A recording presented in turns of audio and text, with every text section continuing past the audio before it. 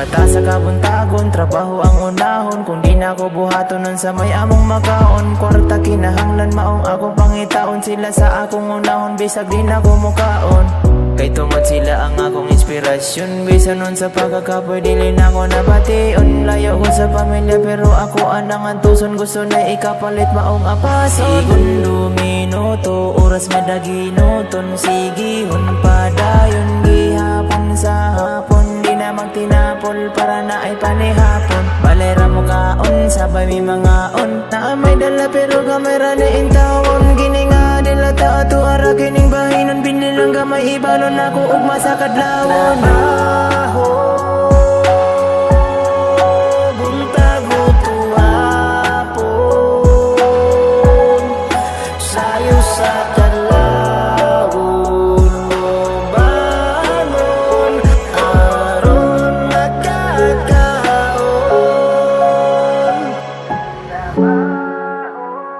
Ako ra nga tuso ng imong gipangingon. Basin degi kay vlog diri gihapon ka paingon. Malay nimo makita tapuhon.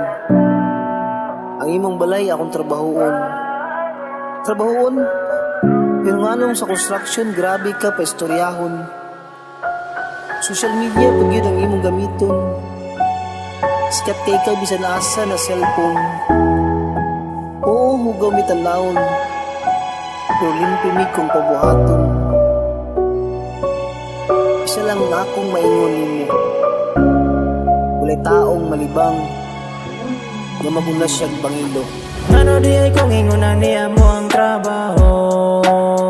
At least wala mi kaygo mga ginatama kang tao. Pero ing ato ang laing tao, palibasa dili na sila laking kanto. Kung ikaw lang ko mahibalan mo ang among mga ginapangkamang ginadidma lang sa mga feeling mayaman na mayabang. Anay kaya walay kaya sa ila kung mulaban. Bahalag maulawan kung pakaulawan sa mga galawan nila basig magabaan. Ang swerte sa ila unta di na matagaan, aron mahibalan kung unsay kalahi. Antiman nilang ang panahon ay taginit nagyapoy tag-ulan.